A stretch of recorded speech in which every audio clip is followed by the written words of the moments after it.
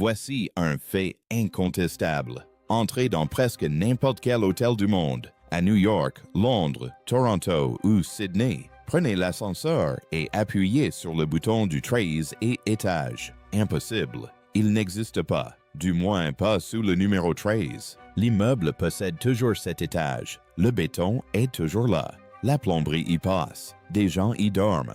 Mais officiellement, institutionnellement, cet étage n'existe plus. Nous l'avons accepté. Nous l'avons tellement normalisé que la plupart des gens ne le remarquent même plus. Un enfant dans l'ascenseur pourrait demander « Pourquoi ça va de 12 à 14 ?» Et l'adulte, gêné et riant à moitié, répondra « Oh, 13 porte malheur. » Mais pourquoi cela porte-t-il malheur? C'est là que commence cette histoire, car plus j'y réfléchissais, plus je comprenais que la réponse à cette question n'était pas de la superstition, mais une stratégie. Avant de comprendre ce qui a été effacé, il faut comprendre ce qui existait. 13 n'est pas un nombre arbitraire. Il ne s'agit pas d'une simple erreur culturelle. La disparition du chiffre 13 des bâtiments n'est que la partie émergée de l'iceberg d'un problème bien plus profond. En prenant du recul, on découvre une réalité plus vaste, qui ne se limite pas à l'architecture, mais englobe également les calendriers, la théorie musicale et la structure même du système de mesure du temps occidental. Pendant des millénaires, au sein de civilisations qui n'avaient aucun contact entre elles, le nombre 13 a occupé une place d'une importance capitale, ni craint, ni évité, mais honoré. Prenons l'exemple du calendrier lunaire.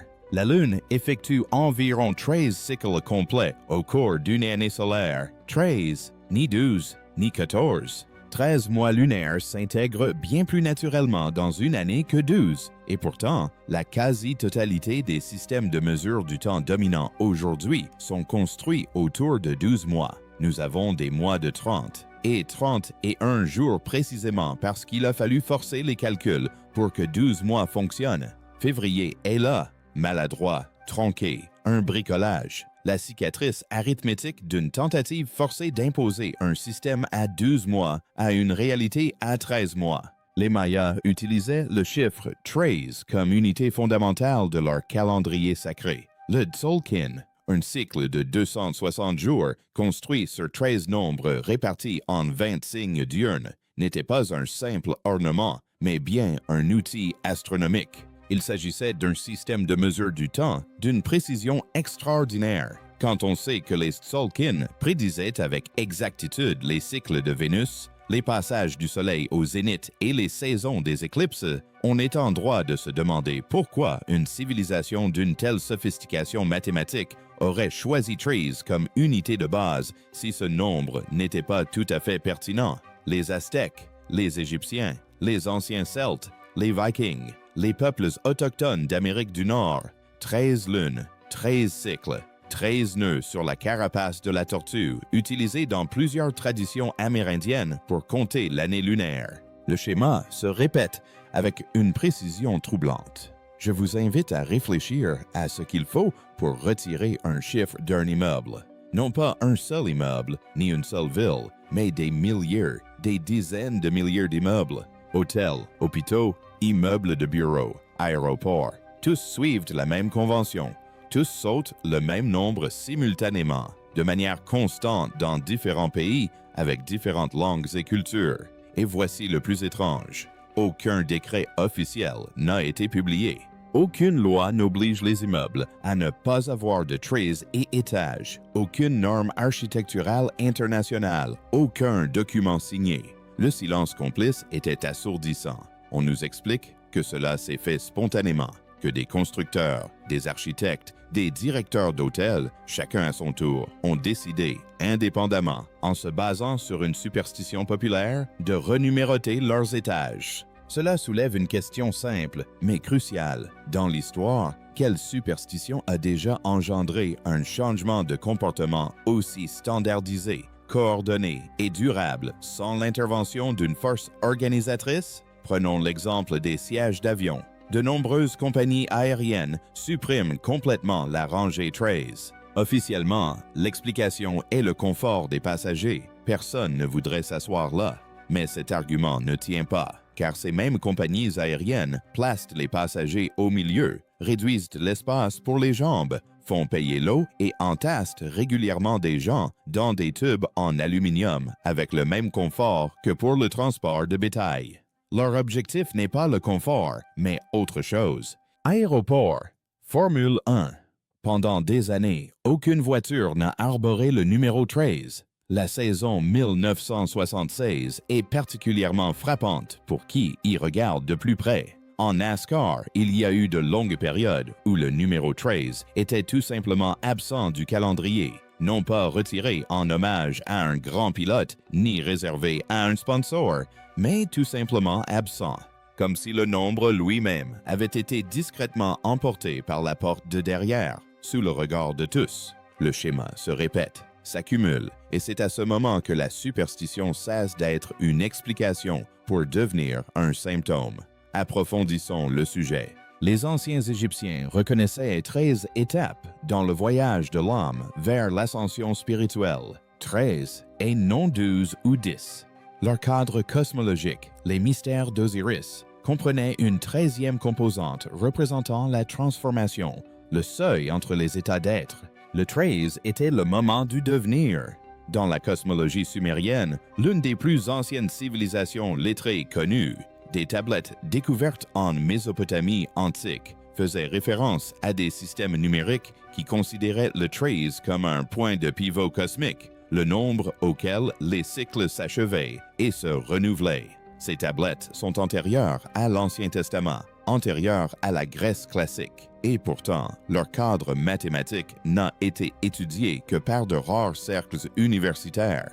Plus je me plongeais dans les archives historiques, plus je constatais non seulement ce qui était présent, mais aussi ce qui manquait. Des lacunes dans la littérature scientifique, des traductions qui associaient une certaine référence numérique, d'éminents spécialistes de l'écriture cunéiforme qui ont noté, toujours en note de bas de page, que certains passages numériques sur les tablettes retrouvées résistent à l'interprétation conventionnelle.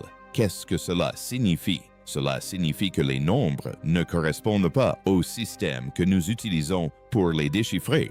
L'explication officielle s'effondre ici, non pas parce que les tablettes sont endommagées, ni parce que les scribes ont commis des erreurs, mais parce que notre cadre d'interprétation repose sur une numérotation différente de celle de la culture originelle. Prenons l'exemple des panthéons grecs et romains antiques. On nous enseigne que les Grecs comptaient 12 Olympiens, mais plusieurs sources préclassiques retrouvées font mention d'une 13e figure présente au concile lors d'événements mythologiques fondateurs, puis discrètement effacée, absorbée par une autre divinité et renommée.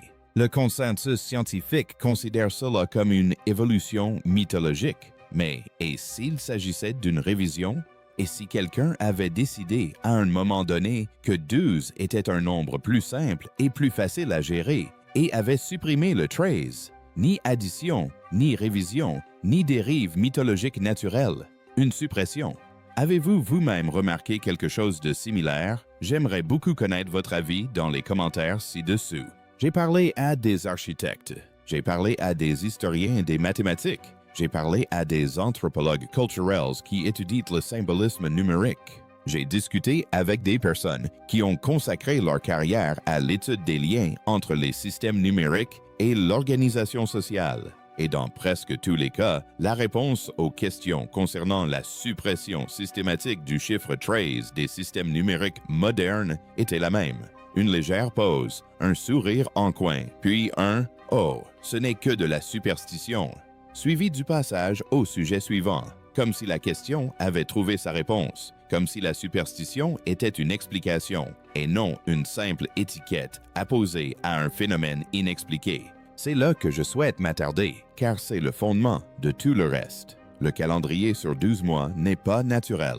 Je tiens à le dire clairement, avec précaution et en pleine conscience de l'étrangeté que cela peut susciter. Le calendrier grégorien, système qui régit la quasi-totalité des nations du monde, qui détermine votre emploi du temps, vos échéances fiscales, vos jours fériés et votre repère temporel, est un système de 12 mois basé sur une réalité astronomique de 13 mois. Or, la Lune n'effectue pas 12 cycles en un an, mais 13. Si l'on suit le cycle lunaire d'une pleine lune à l'autre, une lunaison, il faut environ 29,5 jours. En multipliant par 13, on obtient 383,5 jours. Une année solaire dure 365,25 jours. Les calculs ne sont pas parfaitement exacts dans les deux cas, mais voici ce qui est révélateur. Le calendrier lunaire de 13 mois nécessite moins de corrections, moins d'ajustements et moins de modifications pour les années bissextiles que le système de 12 mois. Et pourtant, le système sur 12 mois a gagné, à l'échelle mondiale, totalement, en l'absence de concurrence sérieuse depuis plusieurs siècles, à qui profite un système de mesure du temps qui exige plus d'entretien, plus de corrections et une gestion plus centralisée. Réfléchissez-y. Le calendrier de 13 mois n'était pas théorique, il était utilisé. Le calendrier éthiopien compte toujours 13 mois, 12 de 30 jours chacun, et un 13 et mois plus court de 5 ou 6 jours. L'Éthiopie est l'un des rares pays à n'avoir jamais pleinement adopté le système grégorien, et l'un des rares où ce calendrier de 13 mois demeure une réalité quotidienne plutôt qu'une simple curiosité historique. Il est également intéressant de noter que l'Éthiopie est l'un des rares pays à avoir résisté avec succès à la conquête coloniale. Coïncidence? Je ne dis pas le contraire. Je me demande simplement si cela mérite d'être examiné. L'ancien calendrier druidique comptait 13 mois, chacun portant le nom d'un arbre et correspondant à un cycle lunaire. Le calendrier de Coligny, un artefact gaulois en bronze découvert en France en 1897, l'un des plus anciens documents en langue celtique, révèle un système de mesure du temps lunisolaire sophistiqué dont l'unité fondamentale est le chiffre 13. De l'avis de tous les archéologues, il s'agissait d'un calendrier d'une grande précision. L'Empire romain s'en intéressa et en quelques générations, après la consolidation de son emprise sur la Gaule, le calendrier druidique disparut, non adapté, non assimilé, disparu.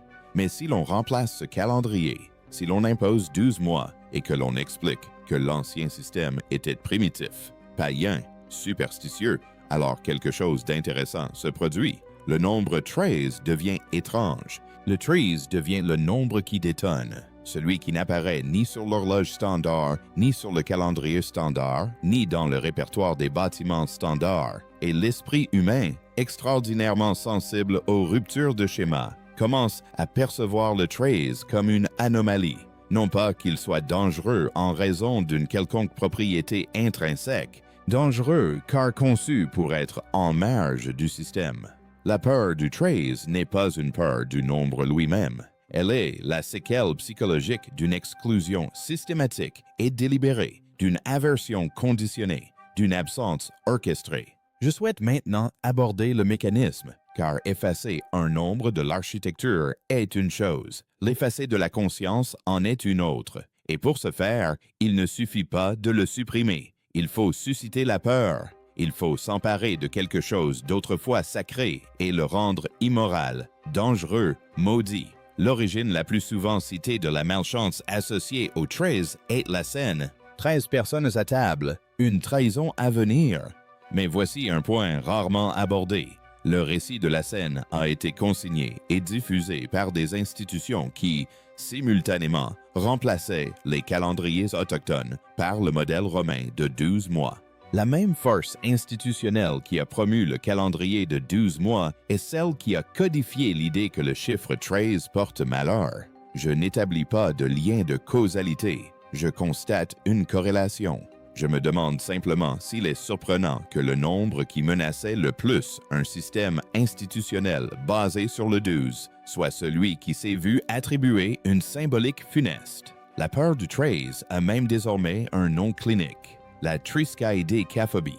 Nous avons médicalisé la peur d'un nombre. Nous lui avons attribué une étymologie grecque, un cadre diagnostique formel, des articles universitaires analysant sa prévalence. Ce nombre a été tellement pathologisé que le craindre paraît rationnel et ne pas le craindre, naïf. Cela soulève une question simple, mais cruciale. À quel moment une superstition se renforce-t-elle de façon si systématique qu'elle devient une politique officielle? Car lorsque les compagnies aériennes suppriment une rangée, les hôpitaux un étage, les circuits automobiles un numéro, ils n'agissent pas par conviction personnelle, mais par convention institutionnelle. Et les conventions institutionnelles ne naissent pas de la superstition. Elles sont élaborées comme si l'on suivait des instructions que l'on ne comprenait pas pleinement. L'un des aspects les plus étranges de cette histoire est la brutalité de cette transition.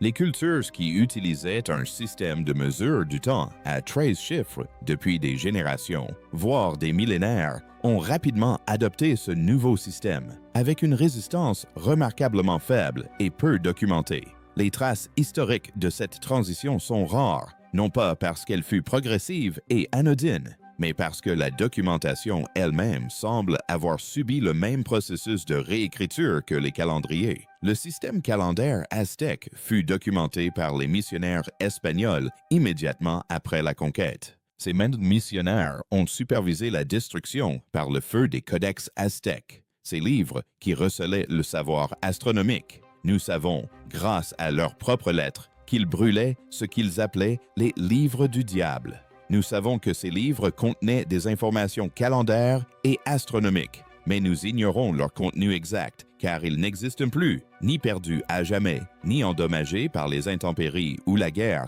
Ils ont été brûlés délibérément. La bibliothèque d'Antioche, avec ses ouvrages druidiques, que Jules César lui-même reconnaissait comme raffinés et vastes, a disparu. La bibliothèque d'Alexandrie, ni par le feu, ni par la négligence, a disparu elle aussi. Dans les deux cas, ce qui a survécu a été soigneusement sélectionné. Ce qui a été préservé a été choisi par quelqu'un pour des raisons bien précises. Plus j'approfondissais le sujet, plus je constatais que ce que nous appelons archives historiques n'est en réalité qu'une sélection. Dans cette sélection, les systèmes de connaissances basés sur le chiffre 13 apparaissent avec une rareté frappante, non pas parce qu'ils étaient rares, mais parce qu'ils n'étaient pas ceux que les sélectionneurs souhaitaient voir préservés. Le silence était assourdissant.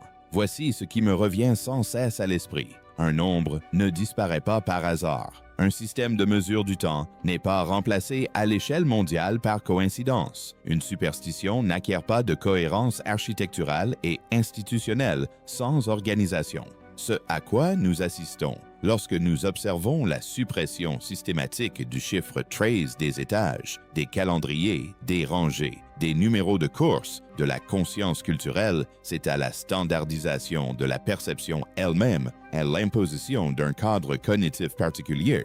Un monde basé sur le 12 divise, mesure et pense différemment d'un monde basé sur le 13. 12 est divisible par 2, 3, 4 et 6. C'est le rêve de tout bureaucrate. Un nombre optimisé pour la division, la taxation, la mesure et le contrôle. 12 pouces dans un pied, 12 mois dans une année, 12 heures sur un cadran d'horloge, 12 articles dans une douzaine, 12 membres dans un jury. L'architecture de la vie institutionnelle moderne est construite sur des nombres de 12. 13 ne se divise pas aussi facilement. C'est un nombre premier indivisible, sauf avec lui-même et avec 1. Et voici le plus étrange. Cette indivisibilité, cette résistance à la division nette est peut-être précisément ce qui le rendait sacré pour les cultures anciennes. Un nombre incommensurable, indivisible et incontrôlable. Un nombre qui résiste peut-être au système conçu pour diviser et contrôler les individus.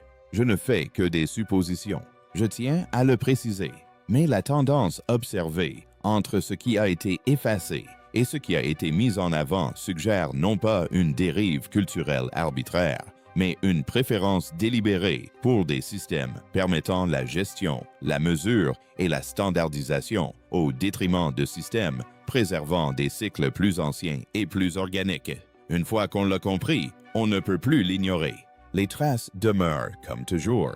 Le grand sceau original des États-Unis, encore imprimé sur chaque billet d'$1, est saturé du chiffre 13. 13 étoiles, 13 bandes, 13 flèches, 13 feuilles sur le rameau d'olivier, 13 niveaux sur la pyramide inachevée. Les fondateurs qui l'ont conçu étaient des érudits en histoire classique, en langues anciennes et en traditions ésotériques qui n'avaient pas encore totalement disparu. Il semble qu'ils aient eu connaissance de la signification du chiffre 13, que la culture dominante de leur époque s'efforçait de réprimer, et ils l'ont néanmoins intégré au symbole officiel d'une nouvelle nation. Pourquoi? La pyramide inachevée à 13 niveaux, surmontée de l'œil omniscient, est l'un des symboles les plus controversés de l'iconographie américaine. Et presque aucun de ces débats ne porte sur le nombre lui-même. On discute de l'œil, on discute de l'influence maçonnique, mais on ne discute pas du 13, car ce nombre a été si bien associé à la malchance, à la superstition, à un sujet indigne d'une étude sérieuse, que son inclusion délibérée dans un document fondateur n'est pas perçue comme significative. Les preuves suggèrent pourtant quelque chose de bien plus important qu'une simple coïncidence. Les anciens complexes de temples de Mésoamérique sont construits avec 13 niveaux, 13 terrasses et 13 marches, menant à des plateformes cérémonielles spécifiques. La pyramide El Castillo de Chichen Itza projette une ombre lors de l'équinoxe qui crée l'illusion de 13 triangles descendant l'escalier. Au moment précis où l'année solaire change, comme si les bâtisseurs avaient inscrit un calendrier dans l'architecture même, un calendrier 13 en 1 que la structure afficherait automatiquement chaque année, sans entretien ni explication. À qui s'adressait-il et pourquoi avons-nous cessé de les écouter? J'ai commencé cette enquête par un simple constat. Un nombre avait disparu des bâtiments. Je m'attendais à une réponse simple. Superstition, coutume culturelle, rien de plus. J'ai trouvé un fil, et à chaque fois que je tirais dessus, un peu plus se détachait. Un calendrier lunaire remplacé par un calendrier solaire. Un savoir astronomique sacré brûlé, enfoui ou tout simplement perdu. Un nombre que les cultures anciennes, sur 6 continents, considéraient comme fondamental, systématiquement réinterprété, voire maudit. Une convention architecturale sans fondement juridique qui a pourtant atteint une cohérence mondiale. Des systèmes institutionnels, aviation, médecine, hôtellerie, sport, qui ont discrètement imposé la suppression de ce nombre, sans accord formel ni débat public. Ni superstition, ni coïncidence, ni évolution culturelle graduelle, mais un schéma précis, persistant et remarquablement coordonné à travers les siècles et les continents. Ceci soulève une question simple, mais cruciale. Que saurions-nous du temps, des cycles, du monde naturel, de nous-mêmes, si l'on nous avait permis de continuer à compter jusqu'à 13? Quel savoir recèle le mois lunaire, que le calendrier solaire ne peut contenir? Quelle compréhension des cycles naturels, des rythmes biologiques, des saisons agricoles était inscrite dans le système des 13 mois désormais effacés? Que perd le corps humain, synchronisé avec la Lune avec laquelle il a évolué pendant 100 000 ans lorsque sa culture cesse de compter les lunes? Je n'ai pas la réponse, et c'est peut-être là l'essentiel. L'effacement le plus efficace n'est peut-être pas celui qui détruit entièrement le savoir. C'est celui qui rend la question elle-même absurde, qui fait hésiter les gens à la poser, qui rend les chercheurs réticents à publier, qui pousse les architectes à passer directement de 12 à 14 sans y penser, car chacun sait que 13 porte malheur, que ce n'est qu'une vieille superstition.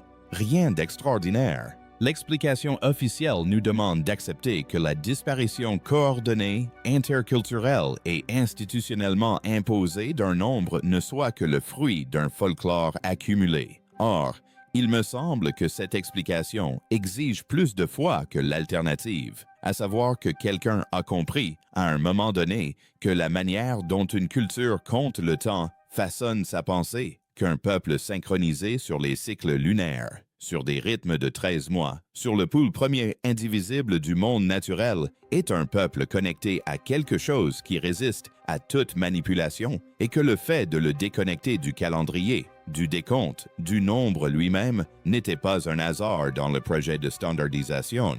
C'était le projet. Plus j'avançais, plus il devenait impossible de considérer cela comme un accident. Et maintenant, vous l'avez compris vous aussi.